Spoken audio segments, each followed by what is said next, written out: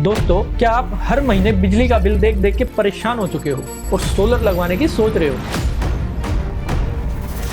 लेकिन सोलर लगवाते वक्त कई सारे सवाल जो हमारे दिमाग में आते हैं कि कौन सा सिस्टम लगवाएं, कौन सा पैनल लगाएं, कौन से इन्वर्टर लगाएं, सब्सिडी के साथ लगाएं या बिना सब्सिडी के लगाएं और कौन से वेंडर से लगवाएं। आज की इस वीडियो में मैं आपको बताऊंगा एक detail road map how to install solar system step by step. तो इस वीडियो को अंत तक जरूर देखें। दोस्तों, सबसे पहला स्टेप आपको देखना है कि आपकी इलेक्ट्रिसिटी नीड कितनी है। दोस्तों, आपके बिजली के बिल में आपको चेक करना है कि एक पूरे साल में आपने कितने यूनिट की इलेक्ट्रिसिटी कंज्यूम की है। इससे आपको पता लगेगा कि आप एक दिन में एवरेज कितने यूनिट की इलेक्ट्रिसिटी कंज्यूम करते हैं। दोस्तों, 1 किलोवाट का सोलर सिस्टम एक दिन में लगभग 4 से 5 यूनिट की प्रोडक्शन देता है। इसी कैलकुलेशन से आपको पता चलेगा कि आपको कितने किलोवाट के सोलर सिस्टम की जरूरत है। अब एग्जांपल के तौर पे मानिए, अगर आपका एवरेज डेली कंजप्शन लगभग 15 यूनिट आ रहा है, तो इस हिसाब से एक 3 किलोवाट का सोलर सिस्टम आपके लिए परफेक्ट रहेगा। वहीं अगर आपका डेली एवरेज कंजप्शन 25 यूनिट के आसपास आ रहा है, तो आपके लिए एक 5 किलोवाट का सिस्टम बेस्ट रहेगा। और दोस्तों, एक बात जो आपको जरूर ध्यान रखनी है कि आज आपकी जो कंजप्शन है, आप उससे 10 से 20% एक्स्ट्रा ही लेके चलें, ताकि फ्यूचर में आप अगर एसी बढ़ाते हैं या ईवी व्हीकल लेके आते हैं तो आपकी प्रोडक्शन में कमी ना हो। स्टेप 2, अपनी छत की लोकेशन चेक करें। दोस्तों, अब आपको देखना है कि आपकी छत पे स्पेस कितना अवेलेबल है, और खाली स्पेस ही नहीं कि ये शेडो फ्री एरिया कितना अवेलेबल है। कहीं आपकी छत पे पास वाली बिल्डिंग से छांव तो नहीं आ रही है, या कोई ऐसा पेड़ है जो आपकी छत पे छांव दे रहा है, क्योंकि छांव की वजह से आपका सोलर सिस्टम 30 से 40% कम काम करता है। 1 किलोवाट सोलर सिस्टम के लिए हमें लगभग 100 स्क्वायर फीट एरिया की जरूरत होती है। जैसा कि आप देख पा रहे हैं, ये है एक 5 किलोवाट का सोलर सिस्टम जो कि एक एलिवेटेड स्ट्रक्चर पे लगा है, जिसमें 550 वाट प्लस के 9 पैनल लगे हैं। वहीं बात करें, अगर आपकी छत एक टीन शेड की है, तो टीन शेड पे सोलर कुछ इस तरीके से लगाया जाता है। Step 3, choose your system type.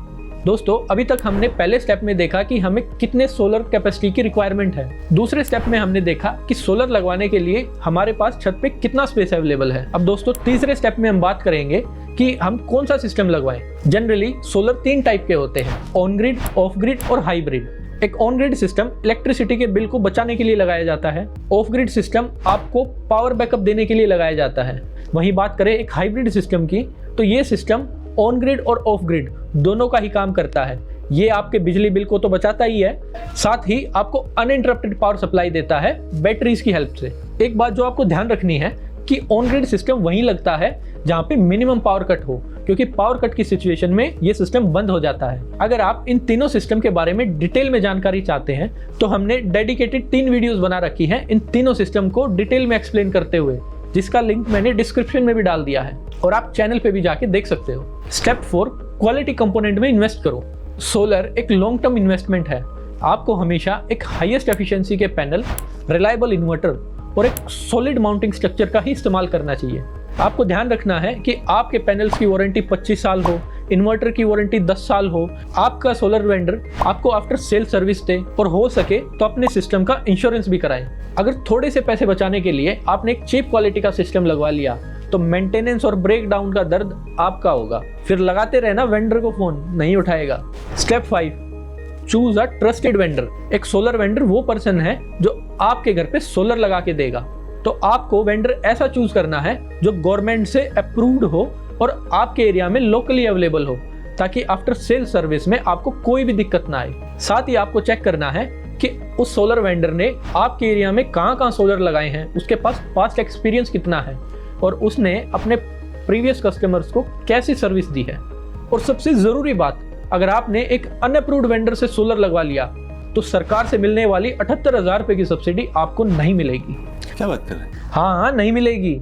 आप गवर्नमेंट की साइट PM सूर्य घर पर जाकर चेक कर सकते हैं कि कौन सा वेंडर आपके एरिया में अप्रूव्ड है, जिससे आप अपने घर पे सोलर सिस्टम इंस्टॉल कराएं। Step 6, approval and subsidy. दोस्तों, अपने वेंडर को टाइम पे डॉक्यूमेंट्स दें, टाइम पे अपनी नेट मीटरिंग फाइल को अप्लाई कराएं, ताकि टाइमली आपका नेट मीटर लगे और आपका सिस्टम बिजली बनाना शुरू कर सके।